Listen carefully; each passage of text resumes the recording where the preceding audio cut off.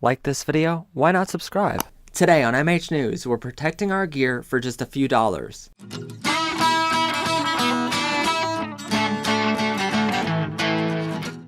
Welcome to MH News, everyone. I'm your host, Matt Haslam.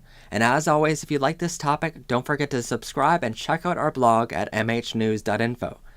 Now this week I was on a shoot and realized that I was taking several cases for cameras, several other cases for audio, and I still had lighting, stands, and grip to transport all through town. When you're on a large location trying to capture spots all over town, or even just on a small set, having too many cases becomes a big problem. This becomes even more of a problem when you're a one-man crew like I am most times. To counter this, many filmmakers opt for not using cases at all, but then you have no protection for your expensive gear. The only way to protect your gear on a micro budget is to have many smaller cases, such as these briefcases, which can be found at your local Harbor Freight store for around $30 a piece, or on Amazon. The problem is professional and custom cases are way too expensive, and most times cost more than $500 a piece, which is absolutely absurd.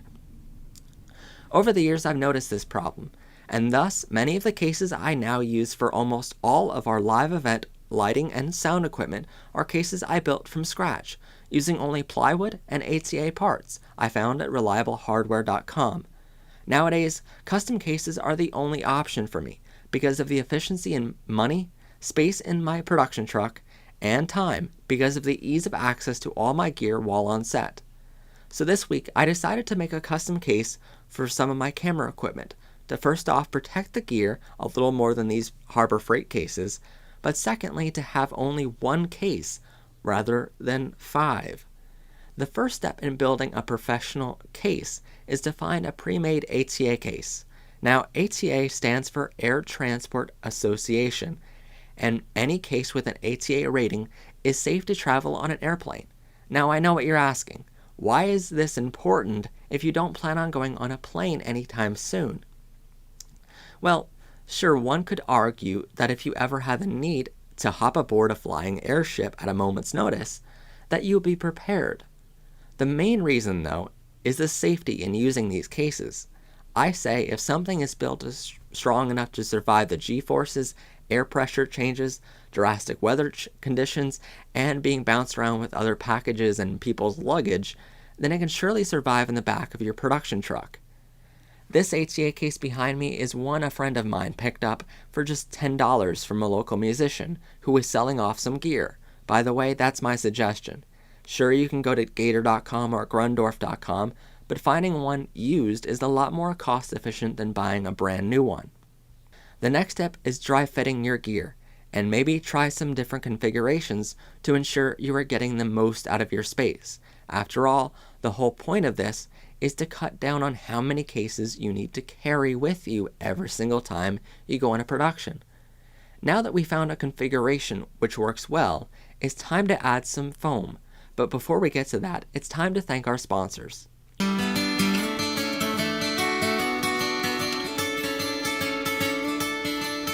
Now, you may have seen some of the photos on our Matt Haslam Productions website or on our Facebook page and said there's some great photos there, but never before have you been able to order those photos and have them sent directly to your home in printed form. Now introducing the Matt Haslam Productions Photography Store. Just go to matthaslamproductions.com and click on Photography and then Store to order any of the best photos we've ever taken. Prints start at just $2.50 a piece and include free shipping anywhere in the continental US or Canada.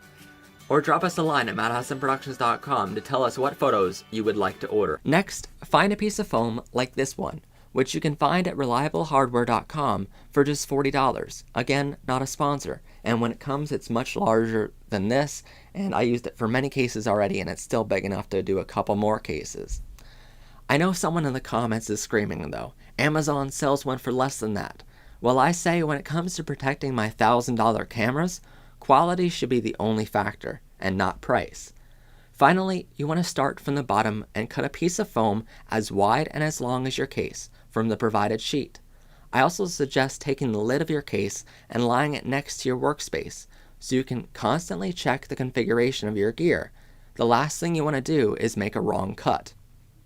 We start with the bottom because we want all the gear to be at a level height in the end. So from this bottom layer, we're only going to cut out the spaces for the tallest items, which, when those items are risen to that level height, reach all the way down to the bottom of your case. This case came with an inch of foam on all sides, including top and bottom, but it is worth noting that any ATA case capable of protecting any electronics should have at least 1 inch of foam on all sides of each piece of gear you're trying to protect. As you work your way up in the case, ensuring you only cut out what's needed from each layer, you are left with a professional-looking case which not only protects your gear, but keeps it organized as well. As you can see, all the gear is at a level height, so any of my crew can see all the gear at once if they ever need something. I even added compartments for spare batteries under my microphones to conserve on space, and an accessories bin for headphones, safety cables, and GoPro mounts, as well as other things as needed. Obviously, you're going to have to work with your gear to see what works best for you, and be sure to take your time with it as well, because you'll thank yourself later for being patient. It's also worth noting that I only did this project for just a small portion of our gear. I firmly believe that if a $5,000 or $10,000 camera comes with an ATA case, don't replace it with a homemade one. But for my less expensive gear, which I use far more often, this professional-looking case can compete with the best of them. Also keep in mind not to try to fit everything you own into one case either, because spending a few hours trying to fit in a piece of gear that you only use once a year isn't worth your investment, and having an extra smaller case for just it will be sufficient.